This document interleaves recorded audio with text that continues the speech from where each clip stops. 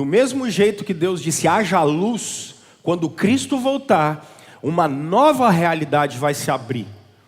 Ele vai abrir uma nova realidade do reino dele em completude.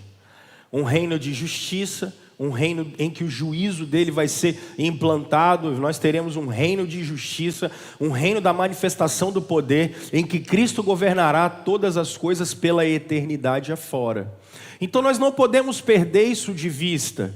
O centro, o ápice da história não é o Covid-19, não é quando a gente chegou na Lua, não é a sonda que está indo para Marte para ver se a gente vai colonizar lá, não é porque a gente vai conseguir clonar ovelha, cachorro, macaco, ser humano. O centro da história é quando Deus se fez carne e habitou no meio de nós, e Ele veio reverter o efeito não de mazelas sociais. Jesus não é revolucionário. O que ele veio fazer foi reverter o efeito do pecado. Que esse é o problema da raça humana. Pecado. Nosso afastamento de Deus, do outro, do próximo, e da criação e de nós mesmos. Nós não podemos perder isso de vista. É isso que nós estudamos durante mais de 20 semanas aqui. E agora, eu quero lançar luz, eu já conversei sobre esse período inteiro com vocês, eu quero lançar luz exatamente aqui. Nessa nova criação. Então, nas próximas semanas, eu vou conversar com vocês sobre 4 pontos básicos. Primeiro, a vinda de Jesus. Como é essa vinda dele? Como é que isso vai acontecer? Depois, eu quero conversar com vocês sobre uma coisa que eu fiquei na igreja a vida inteira e eu nunca vi ninguém conversando sobre isso. Uma coisa que a teologia chama de estágio intermediário. O que acontece com a gente quando a gente morre? Quem morreu está onde? Essa turma está fazendo o quê? Está dormindo? O corpo dele está lá? Tem alma? Não tem alma? Virou alma penada? Aparece em casa? É o Gasparzinho? Fica soprando lá? O que acontece? Está dormindo? Tem isso? Essa psicopaniquia? Está dormindo? O que está acontecendo?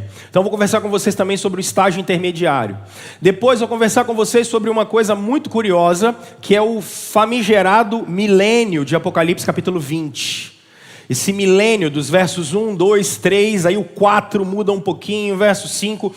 O que a Bíblia está querendo dizer quando ela fala desse milênio? Como é isso?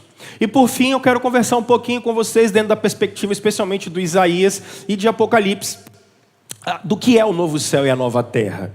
O que tem nessa nova realidade que Deus vai colocar para nós? O que vai rolar nesse negócio? Como é que vai ser isso? O que o Espírito Santo permitiu que a gente soubesse da nova vida? E aí, lembra que eu conversei com vocês para quem estava aqui domingo. Só dá para falar do que está revelado. O resto é especulação. Foge de especulação. Tá? Esse que é o problema quando a gente vai estudar texto apocalíptico. As pessoas, eu vejo muita gente falando bem assim, porque Deus pensa assim. Tem uma turma que fala assim, porque Jesus, se Jesus estivesse aqui, meus irmãos, eu não tenho condição de ficar especulando coisa. As pessoas falam assim, o que é que Jesus faria? Eu não tenho a menor ideia do que Jesus faria, você sabe? Eu não sei, eu só sei o que Jesus fez, porque é o que está revelado, eu não tenho condição de saber o que Jesus faria. Nossa, se a Letícia estivesse lá, eu não sei, ela não estava. Do mesmo jeito que Jesus não está aqui. Por isso que o apóstolo Paulo, quando escreve a carta aos Coríntios, ele diz assim, estas coisas apliquei-as figuradamente a mim mesmo e a Apolo, para que saibais disso. Não ultrapasseis o que está escrito. Porque não dá, eu só tenho o que está escrito. Eu não tenho condição de especular, não dá. Eu tenho o que está escrito e a partir do que está escrito, eu tento fazer teologia com isso. Agora, lembrem-se disso, aonde Deus não tem boca, aonde a Bíblia não tem boca, eu não tenho ouvido, eu não tenho condição de ir além. Senão eu vou ficar refém de fulano, de ciclano, de beltrano, de teologia de fulano, de ciclano, beltrano, e a gente vai acreditar em só a Escritura. Não dá. Então até onde nós vamos aqui? Nós vamos até onde a Bíblia deixa. Aonde ela não deixa, a gente se cala. Não dá, eu não vou ficar especulando. Não tenho condição de fazer isso. Isso é importante para vocês. Essa pergunta é muito falaciosa. O que Jesus faria e qual é a mente de Deus? O cara quer conhecer a mente de Deus. Ele quer conhecer o que Deus pensa. Você é louco? Como é que você vai fazer isso? É impossível. Não dá. O apóstolo Paulo diz assim: quem, pois, conheceu a mente do Senhor? Quem foi o seu conselheiro? Ou quem primeiro deu a ele para que ele venha ser restituído? Porque dele, por ele e para ele são todas as coisas. Mas as pessoas querem conhecer a mente de Deus. Irmãos, o que é que dá para conhecer de Deus? O que foi revelado. Eu não tenho condição de conhecer mais coisa. Eu não tenho como ficar especulando, dizendo, Deus faria isso, Deus faria aquilo. Para. Então, quando a gente vai falar de coisas do fim, que é o que eu vou fazer agora, eu só tenho o que está escrito. Eu não tenho mais do que isso. Eu sou refém da Escritura. Eu sou refém do que ela me mostra. Então não se esqueçam disso. Quando a gente é uma igreja reformada que diz assim, só a Escritura, nós estamos dizendo só a Escritura. Ontem eu vi um pastor desses figurões, e a gente está assim, com tem muita ideologia e briga política no meio de nós. Ele dizia assim, eu quero ver você defender tal ponto de vista olhando Jesus e os evangelhos. Aí você fala assim, rapaz, que legal, né? Jesus e os evangelhos. Falacioso. Por quê? Porque se você acredita em só a Escritura, você está acreditando que é toda a Escritura. Hoje Jesus Cristo está sendo usado como argumento de autoridade. O cara quer defender o ponto de vista dele, ele joga Jesus. E isso é desonestidade. Quando a gente fala de só a Escritura, a gente está falando de toda a Escritura. Eu preciso levar em conta de Gênesis a Apocalipse. Não tem Levítico que Levítico não interessa. Sofonias não interessa. Parou. Estou descobrindo agora uma rapaziada que falou bem assim, nossa, nós estamos descobrindo o evangelho puro. Tem 30 anos que eu ouço isso, Só que a história da igreja tem 2000 anos que o pessoal fala isso. Não, o verdadeiro evangelho, gente, sempre esteve aí, tá? Mas o que eu estou querendo dizer para vocês? A gente precisa necessariamente ficar com aquilo que está revelado. Então, dentro desses 4 pontos que eu quero conversar com vocês, quais são?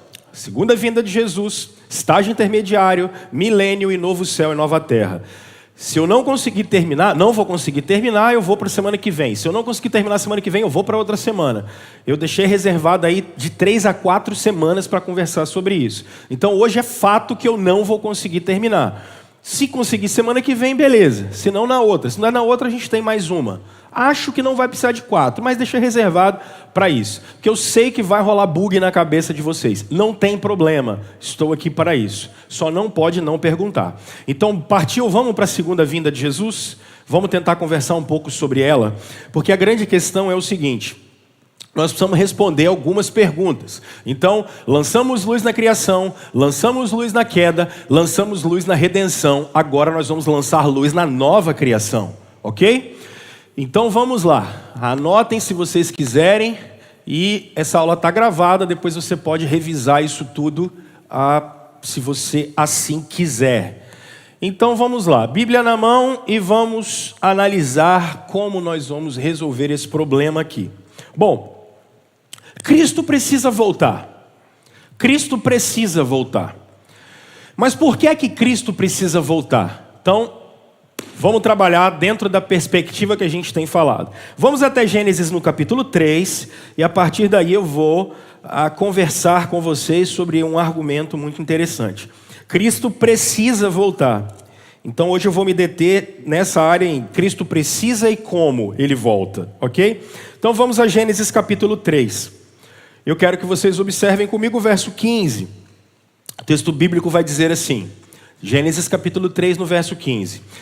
O texto bíblico vai dizer, porém a inimizade entre ti e a mulher, entre a sua descendência e o seu descendente. Esse lhe ferirá a cabeça e tu lhe ferirás o calcanhar. Bom, a partir do momento em que a queda é instalada, ou seja, a guerra entre os homens e Deus é instalada, preste atenção nisso, você nunca peca contra o diabo. Não é o diabo que lança ninguém para o inferno, pelo amor de Deus. Pecado é contra Deus, quem julga é Deus.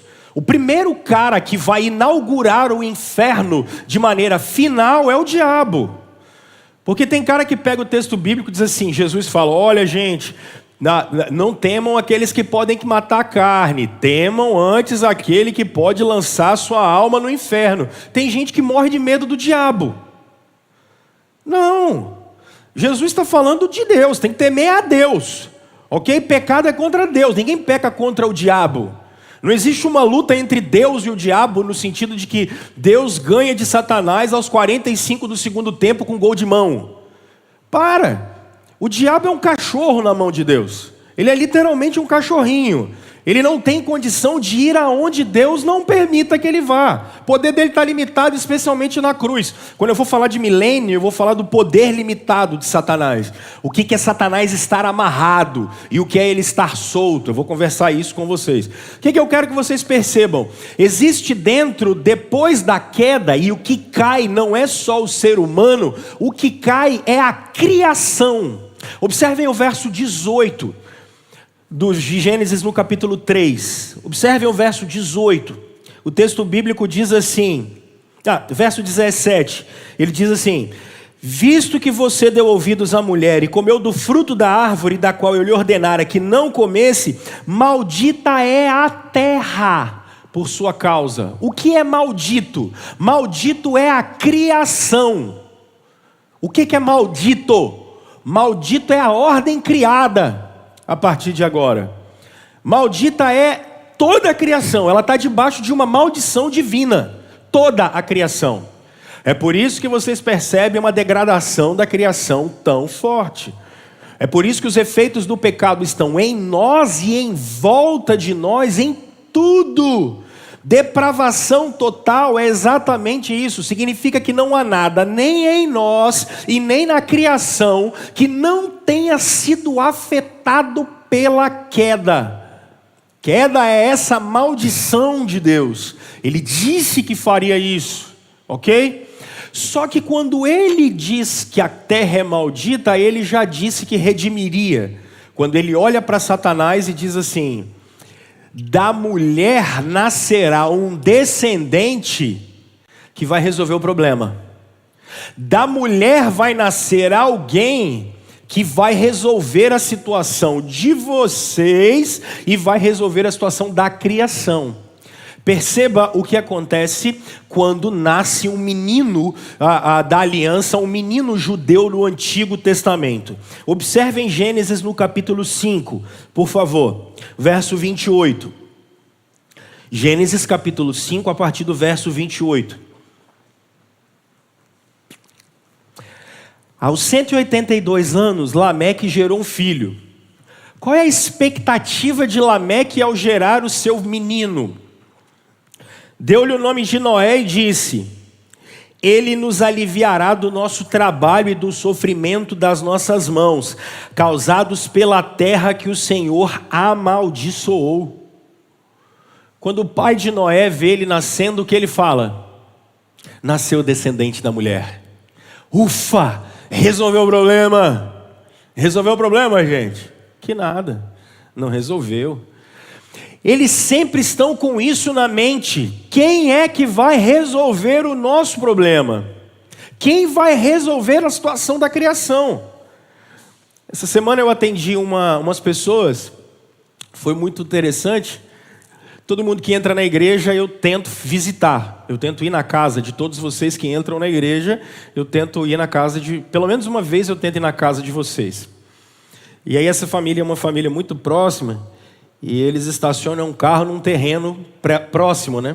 Aí eu falei: e aí, gente, como é que tá lá a limpeza do terreno? Porque virou, uma vez por mês eles tinham que ir lá capinar o terreno por causa do mato que cresce. O rapaz olhou para mim e falou bem assim: pastor, a terra é amaldiçoada mesmo. Eu falei: mas por quê, menino? Rapaz, limpamos esse trem ontem. Já tem mato para dar com pau nesse troço. Troço que cresce é mato. Minhas filhas me fizeram a seguinte pergunta essa semana. Fui levar elas em algum lugar que eu já também não lembro onde era. Aí uma delas, filosoficamente falando, falou assim: pai, e se os seres humanos parassem de existir por 1000 anos? O que aconteceria? Falei: rapaz, pergunta filosófica, né? Essas meninas, não sei que água que estão bebendo, de que passarinho, não. Aí eu falei bem assim: filha, só sei uma coisa. Vai ter mato pra caramba. O trem para crescer igual mato, gente. Que coisa horrorosa. Mato cresce demais da conta. Percebe como trabalhar é uma coisa complicada? Eu vou falar com vocês daqui a pouco quando eu for pregar. Mas é a dificuldade do trabalho, é a dificuldade da vida. E sempre as pessoas precisaram de alguém que vá resolver a situação deles. Os seres humanos sempre tinham essa perspectiva. Mas percebe como a narrativa bíblica vai aumentando. Olha Gênesis capítulo 12. Como é que a narrativa bíblica vai aumentando? Qual a pergunta que nós estamos tentando responder? Por que Jesus precisa voltar?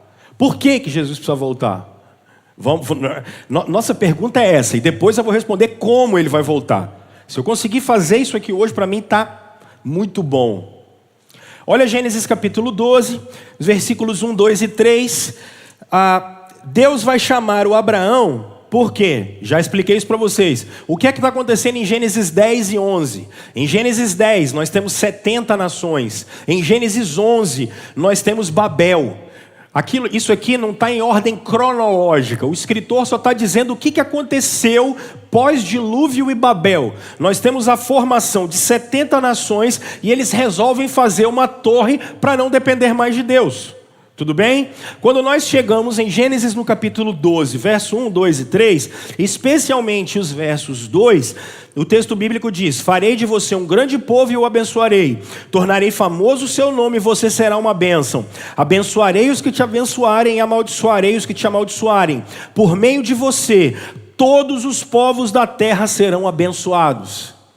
Percebam, a palavra maldição, ela é dita 5 vezes de Gênesis no capítulo 1 até Gênesis capítulo 11. E só aqui em Abraão a palavra bênção é repetida 5 vezes.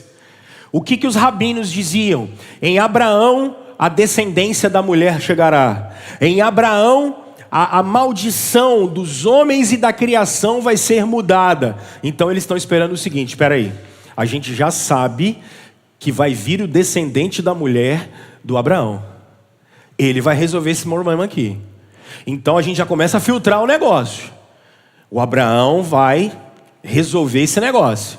Abraão não vai falhar. Abraão não vai falhar. Aí nasce o filho da promessa, Isaac, um vacilão. Nasce um outro filho da promessa, Jacó, mais vacilão ainda. Nasce outro filho, um outro mais vacilão ainda, o José, que já falei com vocês, se o José fosse meu filho, eu dava uma surra nele por dia, brincadeira. O José era uma mala sem alça, gente. Pensa numa mala sem alça igual o José. Você já imaginou ter um filho igual o José? Que fica olhando para os irmãos e falando assim: então, acabei de ter um sonho, meu irmão. O sol e a lua estão debaixo dos meus pés. E as estrelas também. Já imaginou? Aí os meninos mais velhos falam assim: quem é que você está achando que você é, rapaz? Você acha que você vai governar a gente? Você está ficando doidão? Rapaz, se lidar com um moleque desse não devia ser fácil não, né? Ô adolescentezinho complicado o tal do José. Percebe que eles vão para o Egito. Quantas pessoas vão para o Egito? 70. E para eles foi prometido uma terra. Então eles estão falando: opa, essa terra aqui é nossa. Então a salvação começa a partir da gente. Isso é o Estado de Israel.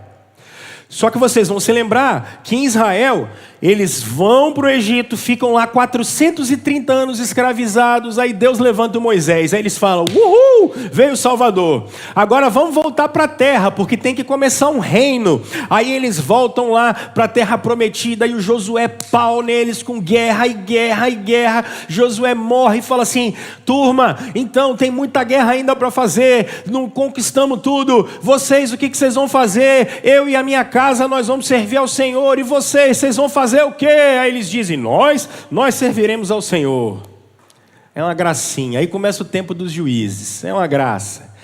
Mais 400 anos em que eles viram uma nação perversa, fazem pior do que as nações em volta. E agora? Só que precisa vir o cara que vai salvar eles. Aí eles dão um mole danado. Samuel é o último dos juízes. Eles dão um mole danado. Aí o Samuel olha para eles e fala assim: vocês querem um rei, né? Samuel entra numa crise existencial. Samuel vai orar e fala assim: Senhor, esse povo está me rejeitando. Aí o Samuel fala: estão rejeitando é a mim, cara. Eles estão querendo um rei. Eu não sou suficiente para eles. Eles querem um rei. E aí então terão um rei. Deixa o povo escolher um rei. Aí vem um bonitão, um grandão, lá da tribo de Benjamim. Como é que é o nome dele? Saul. Uma mala sem alça. 40 anos reinando, fazendo besteira em cima de besteira. Aí Deus vai chamar um menino ruivo, pequenininho, lá do meio do mato, que nem o Samuel acreditava que podia ser aquele menino. Vem os filhos do Jessé, e ele fala assim, uau, é esse aqui. Aí Deus olha para ele e fala assim, Samuel, eu não olho igual vocês olham não, Samuel, eu olho o coração. Aí aparece o Davi, sujo, coitado, uma semana cuidando de ovelha.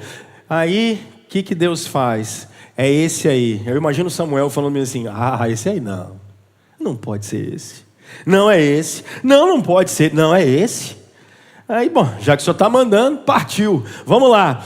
Aí, Deus olha o Davi, que é um cara segundo o coração dele. Deus vai falar um negócio muito legal em Samuel. No segundo livro do Samuel, Deus vai trocar uma ideia com Davi, falar algo muito legal com Davi. Dá uma olhada no segundo livro de Samuel. No capítulo 7. Segundo Samuel, no capítulo 7.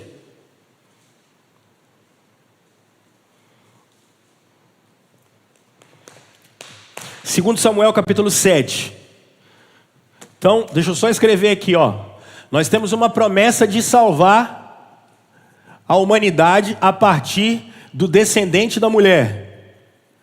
Aí isso vai afunilar. Por quê?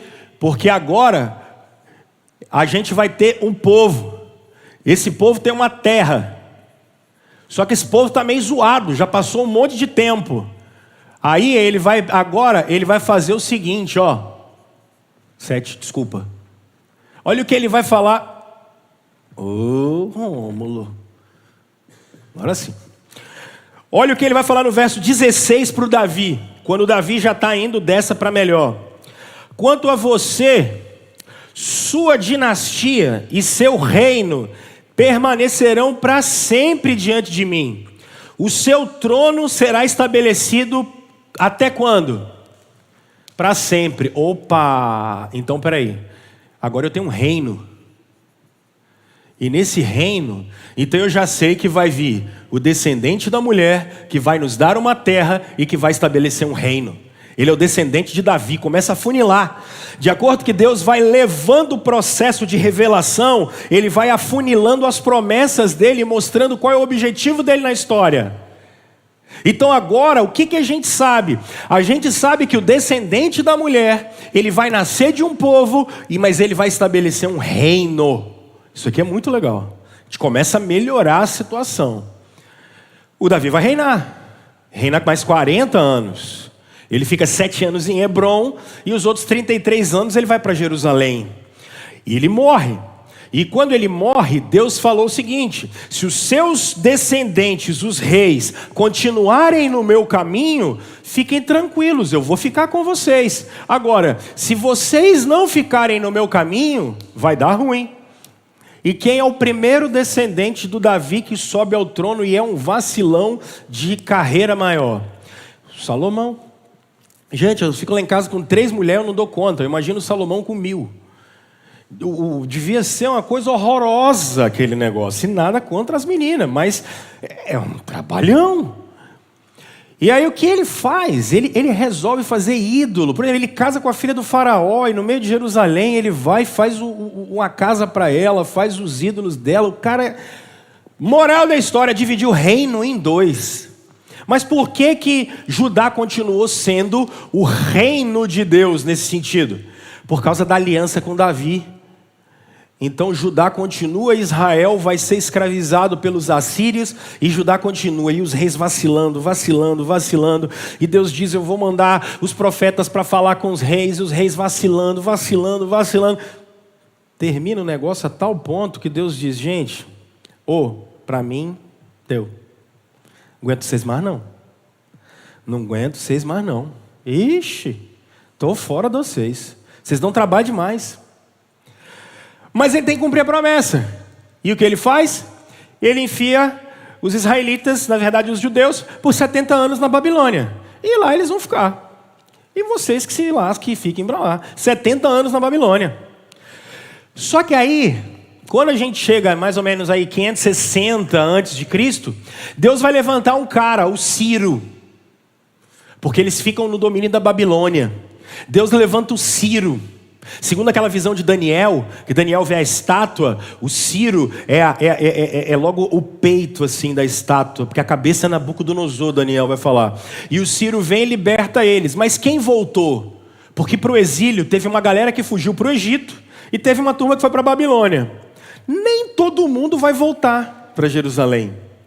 Mas a turma que volta, aí eles vão refazer templo, vão refazer o livro do Neemias, o livro de Esdras, da Esther, e eles vão refazer, e eles vão ficar no domínio dos medos e dos persas. Só que quando a gente chega mais ou menos no ano, 330 a.C., tem um maluco que resolve entrar na região. Um garoto novo, discípulo do Aristóteles, é o Alexandre. E ele domina a região toda. Só que Alexandre é tão maluco que ele morre rapidinho. Os historiadores chegam a dizer que Alexandre nunca voltou. Ele conquistou tanta coisa que ele nunca voltou. A única volta dele foi para a Babilônia, porque ele foi parar. Ele saiu da Macedônia e ele foi até a Índia, conquistando. Os soldados dele não aguentavam mais. Aí ele tinha conquistado a Babilônia e conquista Israel também. Aí ele vai resolver voltar. Quando ele volta para a Babilônia, a melhor corrente é que ele tenha tomado um coma alcoólico, ficou tão bêbado que uma semana depois ele morre, depois do coma alcoólico que ele tenha tomado. Porque não tinha veneno naquela época para você pegar e o cara ficar envenenado uma semana. Veneno você morria logo, rapidinho. Então ele deve ter entrado em coma e aí 6 dias depois Alexandre morre. Só que o império dele vai ser dividido em 2 partes. Os Seleucidas e os Ptolomeus. Israel vai ficar primeiro no domínio dos Seleucidas e depois vai ficar no domínio dos Ptolomeus. E aí o que eles querem? Eles querem acabar com a região de Israel, porque eles dão muito trabalho. Então quando chega mais ou menos no ano 150 a.C., tem um cara chamado Antíoco IV Epifânio, ele faz uma loucura. Ele pega e, querendo transformar Israel na Grécia, ele mata um porco dentro do templo. Imaginou que loucura é essa? E ele pega o sangue do porco e ele espalha pelo templo todinho de Israel. Ele faz uma loucura, porque ele quer matar todo mundo. Só que tem um cara que é um sacerdote, e ele é um sacerdote da ordem dos Macabeus, e o nome dele é Simão. Não, Judas. Simão, perdão. Simão. E o Simão vai entrar numa guerra contra eles e os exércitos de Ptolomeu vão contra ele e eles vão para o deserto. E aí um filho de Simão, o Judas, vai ter uma revolta, que é a revolta dos Macabeus, que vão expulsar a rapaziada e dar liberdade para Israel. Sabe como Judas Macabeus entrou dentro de Jerusalém? Vê se você já viu essa cena em algum lugar. Ele entra sentado num grande cavalo de batalha e o povo pega ramos. E enquanto ele está entrando, vencendo a guerra, mais ou menos 148 a.C., o povo pega ramos e começa a abanar, falando assim: Hosana ao filho de Davi. Hosana ao filho de Davi. O que eles estão fazendo? Eles estão dizendo: uau, o descendente de Davi chegou, vai resolver o nosso problema. Qual é a grande questão? Simão volta para o deserto, não resolve o problema e vai começar uma geração de uns caras chamados Asmoneus. Lá com os Asmoneus é muito legal, porque o último dos Asmoneus é um carinha chamado Herodes o Grande. Lembram dele? E os Asmoneus, eles vão ter uma parada muito legal, porque no ano 68 a.C., um general romano chega na região, conquista aquela região e os Asmoneus vão ser os caras, porque Roma não quer botar representante lá, que dá muita dor de cabeça. Aí o que eles fazem? Eles colocam lá um próprio representante da época e colocam os Asmoneus no poder. Esse general, o nome dele é Pompeu. Aí os caras estão falando assim: tá de brincadeira. Os nossos próprios irmãos estão obedecendo a Roma. O que a gente vai fazer, cara? Pô, cadê o filho de Davi, que não resolve o problema? Aí Herodes 37 a.C., sobe no trono. Eu vou falar dele daqui a pouco quando eu for pregar. Herodes sobe no trono, um cara incrível, reconstrói a fortaleza Antônia, o cara reconstrói, ele faz um porto enorme em Antioquia, um porto internacional, faz uma coisa maravilhosa, é um administrador incrível. Só que ele sempre está entrando em contato com Roma e está o tempo todo fazendo negociação. Quem é que dizia quais eram os sacerdotes? Roma. Os sacerdotes não eram mais da ordem de Levi. Era Roma que dizia quem eram os sacerdotes. Olha que loucura. Então a religião deles está com problema. O Estado está com problema. O reino deles já não é mais deles. Eles estão dizendo, cadê o filho de Davi? Aí aparece um menino que foge para o Egito. Aí ele volta. E quando, por exemplo, um cego está olhando, o cego diz assim, filho de Davi, tem compaixão de mim. Por isso que os evangelhos de Jesus começam dizendo que ele é descendente de Abraão e ele é descendente de Davi. Porque é ele que vai dar a terra e é ele que vai trazer o reino. A história está chegando no final. É isso que a Bíblia está querendo dizer para a gente. E quem é o filho de Davi? Ele é o cara que tem poder sobre o vento. Ele tem poder sobre o mar. Ele tem poder sobre a criação. Ele tem tanto poder que ele olha e diz assim, seus pecados estão perdoados. Porque o reino chegou. Só que tem determinado momento que eles olham para Jesus e dizem assim, ok, ele multiplicou pães e peixes, agora chegou a hora da gente fazer ele rei. O que era fazer ele rei? Botar ele num cavalo, uma espada e falar, vamos guerrear. Ele diz, a natureza do meu reino não é essa. Meu reino não é político. A natureza do meu reino é espiritual. Vocês não estão entendendo. Eu não vim aqui declarar guerra para Roma. Eu vim trazer os céus para a terra. E eu vim levar a terra para os céus. É diferente. Eu vim juntar vocês com Deus Criador de novo. É diferente. Porque a grande batalha que Jesus vai travar como um grande general de guerra, e percebam que uma semana antes da morte dele, como é que Jesus entra em Jerusalém? Num cavalo? Não, num burro. Num jumento. E o povo, quando ele entra, o povo diz assim, Hosana, o filho de Davi. Porque eles estão com a cabeça em Judas Macabeus. Falou, agora vai. E aí o que Jesus faz? Jesus limpa o templo, do mesmo jeito que Judas Macabeus tinha limpado o templo, quando Antíoco sujou ele todo com sangue de porco. Agora Jesus limpa o templo, mas não de sangue de porco, mas de cara que vende toalha do apóstolo fulano, de cara que vende a espada que leva para o céu, que você recebe depois de subir na escada de Jacó. Ele pega as rosas ungidas, e Jesus limpa aquele trem todo e fala, acaba com as campanhas de quinta-feira da vitória, chega nesse negócio, acabou com isso, ninguém precisa mais disso. É o que Jesus faz, porque o que ele está purificando agora é a religião, é o contato com Deus. Jesus está purificando esse negócio, e aí ele sobe aos céus. Quando Jesus sobe aos céus, aqui que vem, deixa eu ver só a hora, porque eu tinha que contar essa história para vocês poderem entender o contexto todo, vai dar tempo.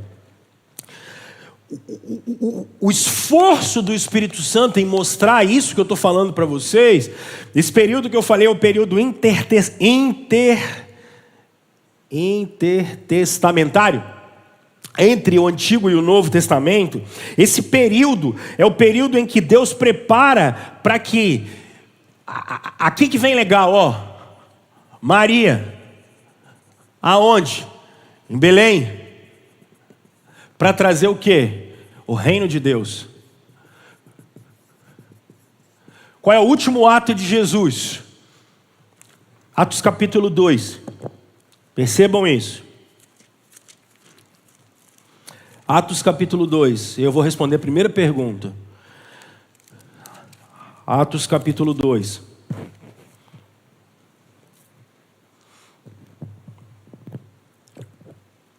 Vamos dar uma olhada aqui, Atos no capítulo 2. Olhem o verso 22. Atos 2, 22. Israelitas, ouçam essas palavras. Jesus de Nazaré, aprovado por Deus diante de vocês por meio de milagres, maravilhas e sinais que Deus fez entre vocês por intermédio dele. Como vocês mesmos sabem, esse homem lhes foi entregue por propósito determinado e pré-conhecimento de Deus. E vocês, com a ajuda de homens perversos, o mataram pregando na cruz. Mas Deus o ressuscitou dos mortos, rompendo os laços da morte, porque era impossível que a morte o retivesse. A respeito dele, disse Davi: eu sempre via o Senhor diante de mim, porque Ele está à minha direita, não serei abalado. Por isso o meu coração está alegre e a minha língua exulta. O meu corpo também repousará em esperança, porque não me abandonaste no sepulcro, nem permitirás que o teu santo sofra decomposição. Tu me fizeste conhecer os caminhos da vida e me encherás de alegria na tua presença. Irmãos, posso dizer-lhes com franqueza que Davi morreu e foi sepultado, e o seu túmulo está entre nós até o dia de hoje. Mas ele era profeta e sabia que Deus lhe prometera sob juramento que colocaria um dos seus descendentes em seu trono. Olha que a história que nós estamos conversando aqui. Prevendo isso, falou da ressurreição de Cristo, que não foi abandonado no sepulcro e cujo corpo não sofreu decomposição. Deus ressuscitou este Jesus e todos nós somos testemunhas desse fato. Agora olha que legal. Exaltado, pois, à direita de Deus. Por que exaltado à direita de Deus? Porque, por exemplo, se eu na antiguidade ganhasse uma guerra e chegasse de volta, o que é que o rei faria comigo? Ele colocaria para mim um lugar à sua direita. Um grande general de guerra, quando entrava de volta na batalha, ele sentava-se à direita do imperador. Olha a visão que eles estão dando. Jesus, o grande general, na grande batalha que foi travada no Calvário, ele recebeu isso que vocês viram e ouviram. A natureza do reino é espiritual. Bonito estranho, né, cara? Essa é a preocupação dele. Então, olha só. Jesus, o próximo passo do reino o rei toma posse e ele derrama o Espírito. Para quê?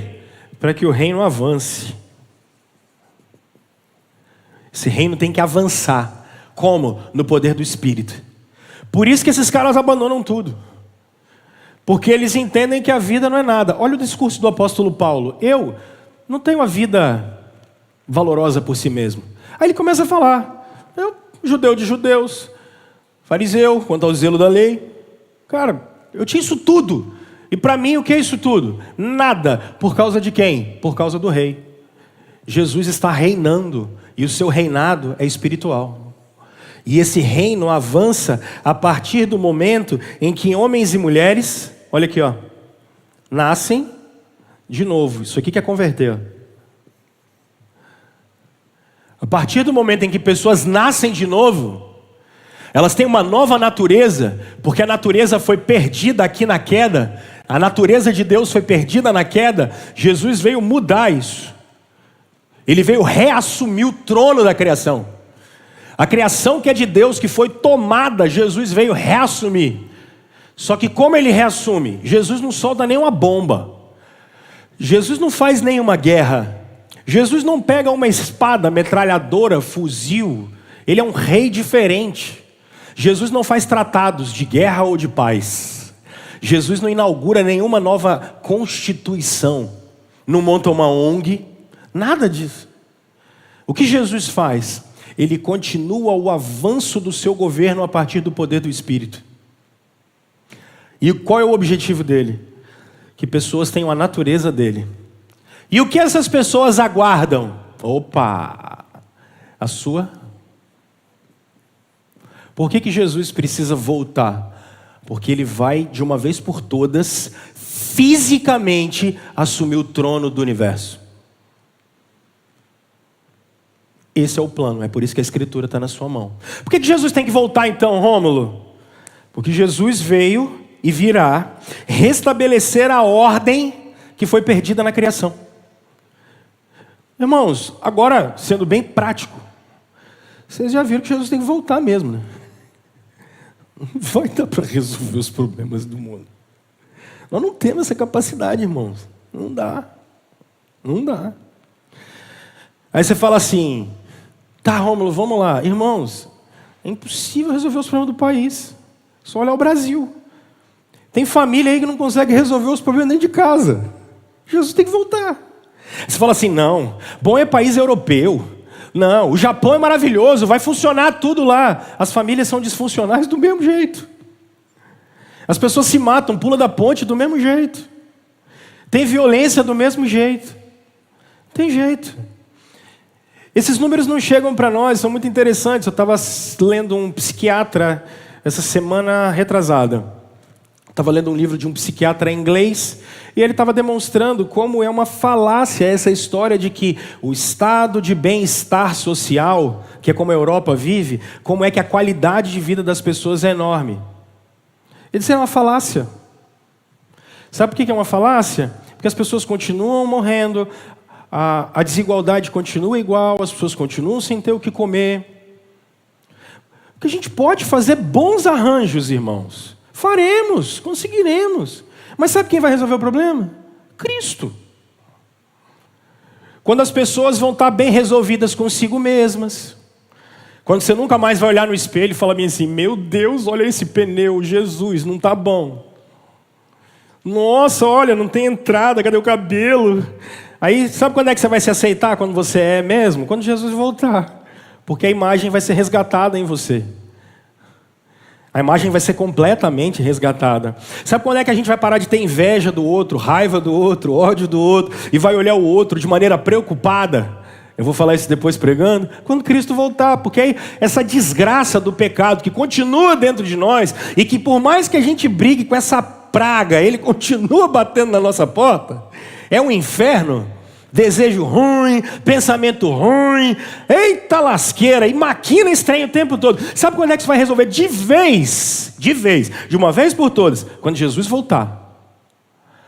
Sabe quando é que a gente vai parar de ter caos de maneira geral? Quando Cristo voltar.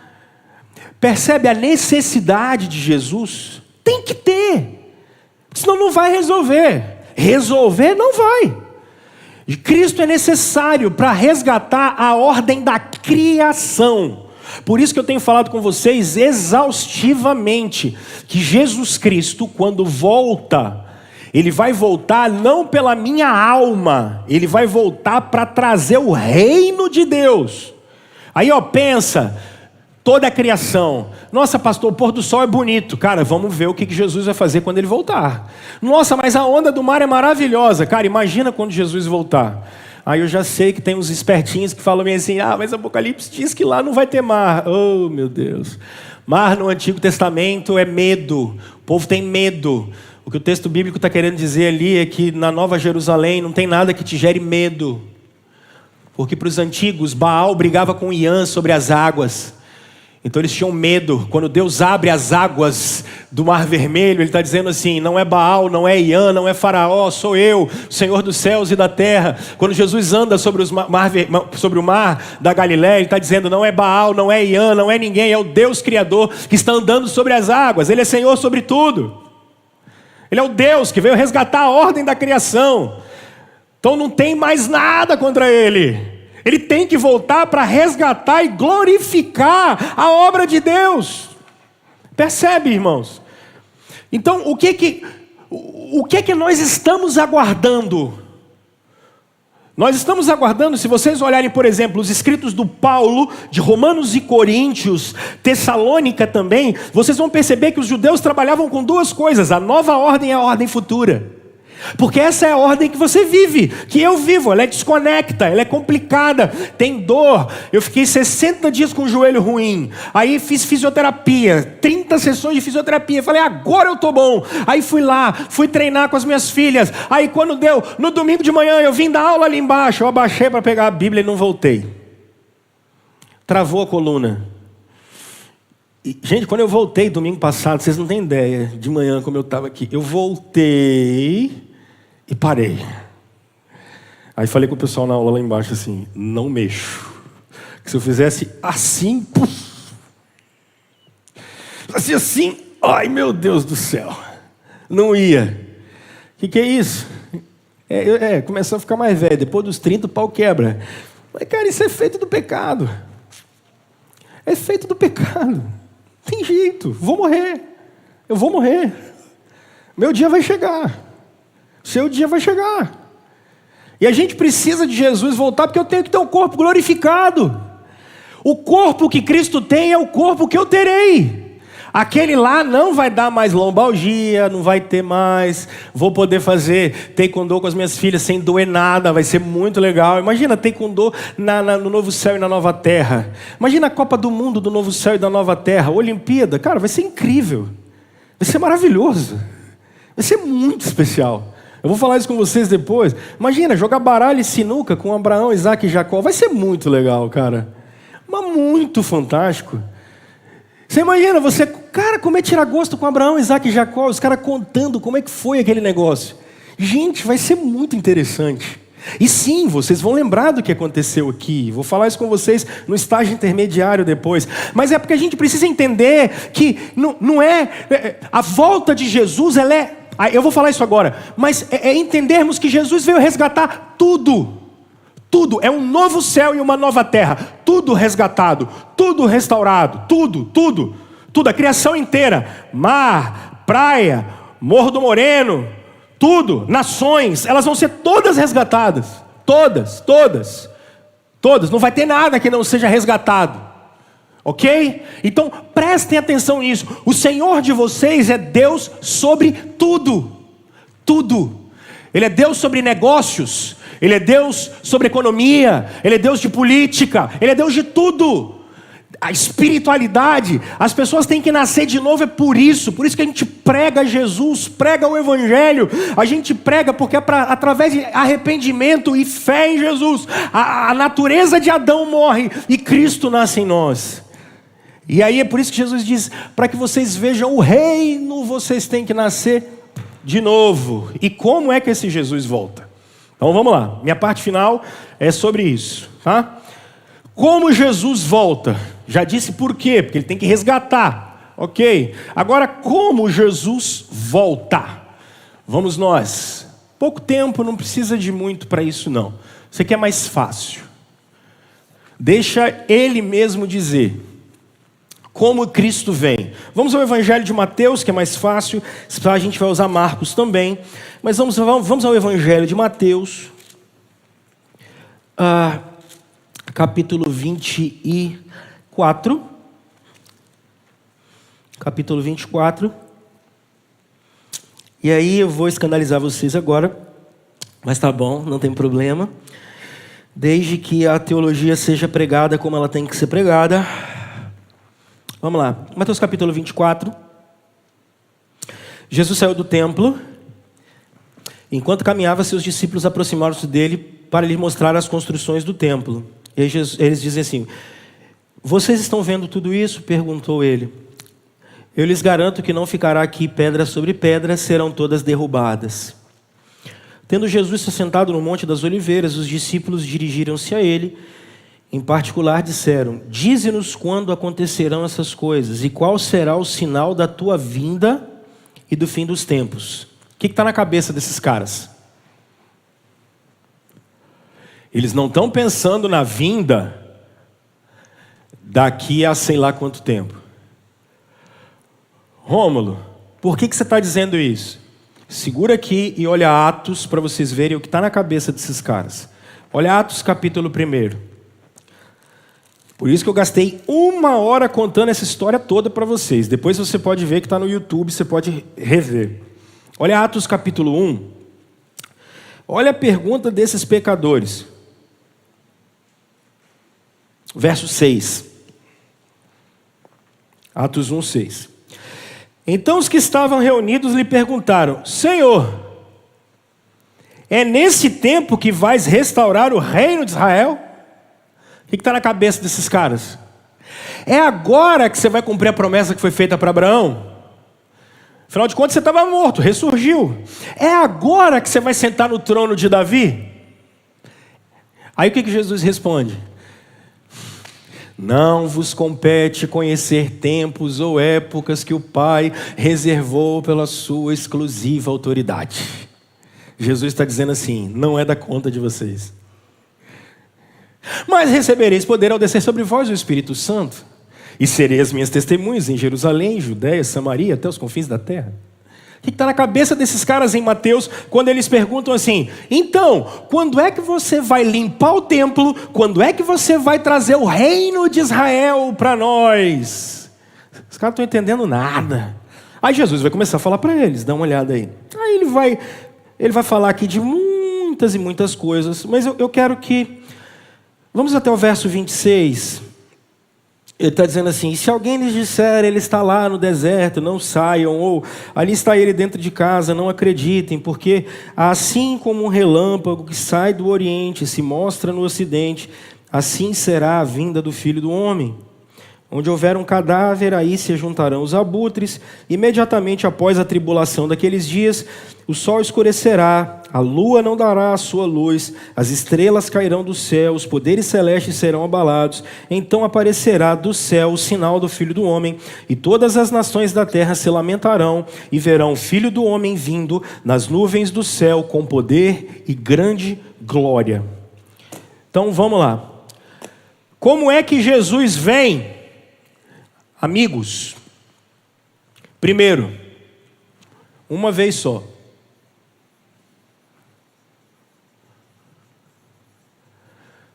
Jesus vem uma vez só. Alguns, especialmente os irmãos dispensacionalistas, acreditam no rapto.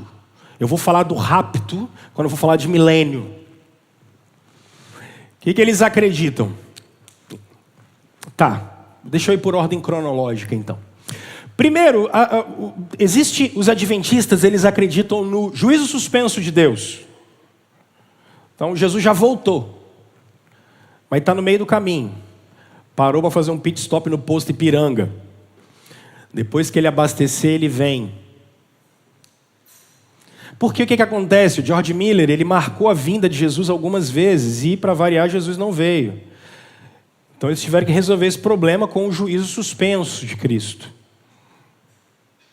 Qualquer coisa, se alguém subir aí e encontrar com ele no meio do caminho, vocês veem. As testemunhas de Jeová, por exemplo, vão falar outra coisa. Elas vão falar que Jesus já veio, a gente só não viu. E ele também está aí no meio do caminho, num lugar que a gente não sabe qual é, aguardando a reunião dos famigerados 144 mil. O problema das testemunhas de Jeová é que, no início do século XX, eles já tinham mais de 144 mil membros. Então eles se enrolaram todinho com isso.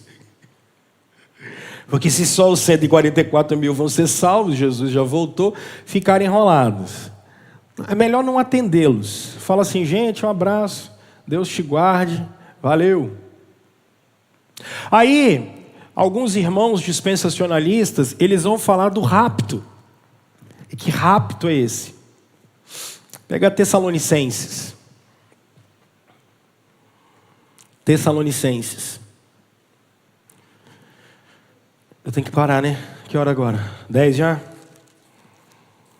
Pega segunda aos Tessalonicenses, capítulo 2. A partir do verso 1, só para eu explicar isso aqui para vocês, são uns pontinhos rapidinhos, me dá 5 minutinhos aí. O que eles vão dizer? Jesus vai voltar, vai pegar a igreja, e a igreja não passa pela grande tribulação. Isso é o rapto. Então, Jesus vai raptar a igreja. Aí o Espírito Santo vai ser tirado. E aí a turma, o pau vai quebrar, porque vai ter um tempo de paz. Eu vou falar isso depois quando eu falar de milênio. Vai ter um tempo de paz, segundo eles, e depois vai ter um tempo de muita perseguição. O foco está nos judeus, e aí a turma vai ter que se converter. O problema básico aqui é como alguém vai se converter sem ter o Espírito Santo. Essa que é a grande... Como que alguém converte sem o Espírito Santo? É uma questão que nunca responderam, você não vai achar isso em livro nenhum, mas se você quiser pesquisar, Deus te guarde. E aonde está a base para esse rapto? Aqui, ó.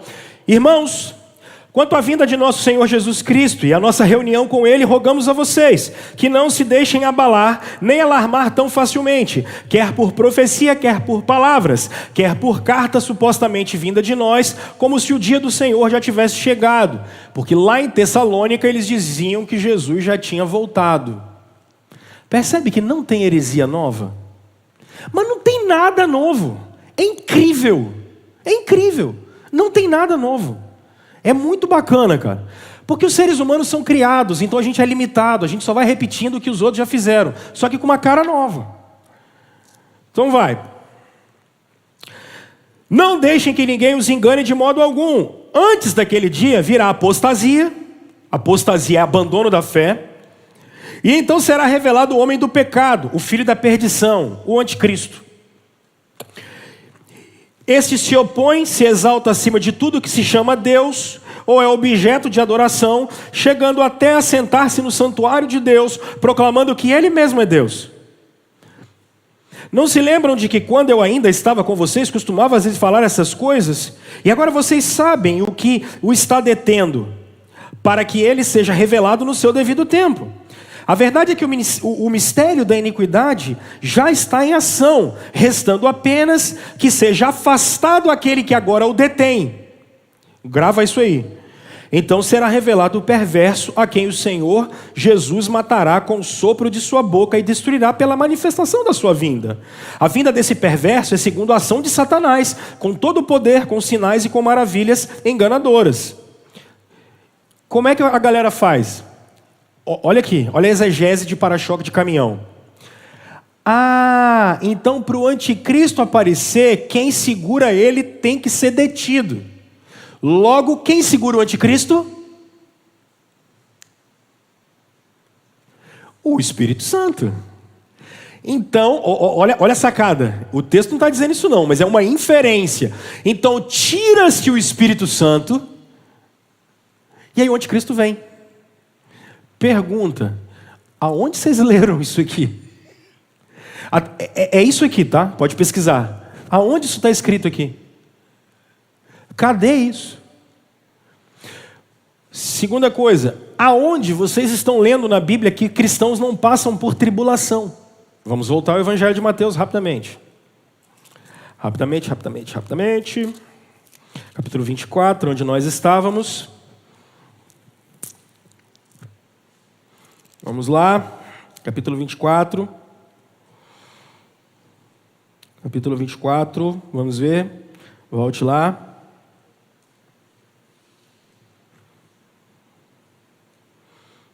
Ok? Como é a vinda de Jesus então? Verso 27. Assim como um relâmpago que sai do Oriente e se mostra no Ocidente, assim será a vinda do Filho do Homem. Irmãos, uma vez só. 2, visível. Nada desse negócio suspenso. Nada que Jesus já veio e ninguém viu. Nada que Jesus vai vir uma vez, pegar a igreja e começar um negócio. Parou. Visível. Uma vez só. Outra coisa. Gloriosa. Gloriosa. Acabou esse negócio de Nazareno. Chega, é gloriosa. Olha o verso 25, o capítulo 25, verso 31. Gloriosa. Quando o Filho do Homem vier em sua glória. Glória. A vinda de Jesus é gloriosa. Tem essa história não, é ressoar da última trombeta. Acabou, irmão. Gloriosa. 4. Triunfante. Triunfante. Agora, se você continuar vendo o capítulo, verso 31, 32, 33, acabou, irmão. Juízo das nações, ela é final. Chega. Como é que Jesus vem? Uma vez só. Como? Visivelmente, todo olho verá. Não tem essa história. Outra coisa, ela é gloriosa. Ele vem com a sua glória total, triunfante. E segundo, final, acabou. Acabou. Não tem essa. Cristo veio, ponto. É isso. Por que Jesus precisa vir e como ele volta? Jesus precisa vir para resgatar a criação toda, o reino instalado de maneira final, poderosa, gloriosa. Ok? Como? Uma vez só, visível, gloriosa, triunfante e final. Tá. Depois, quando eu falar de milênio, eu vou falar do fatídico arrebatamento, tá bom? Quando vocês quiserem ir lá, eu falo do arrebatamento. Ou do suposto arrebatamento, e a gente vê como é que a gente vai trabalhar isso biblicamente. Por hoje, o que eu quero que vocês compreendam? Cristo vem, porque Ele vem trazer o reino de uma vez final. Ainda faltou uma coisa aqui que eu esqueci, gente. Desculpa. Faltou. Física. Ela é física. Todo olho vai ver. Todo olho verá. Quando Cristo voltar, todo olho verá. Ele já voltou. Não, irmãos. Não. Todo olho verá. Vai ver. Ok? Show? Beijo.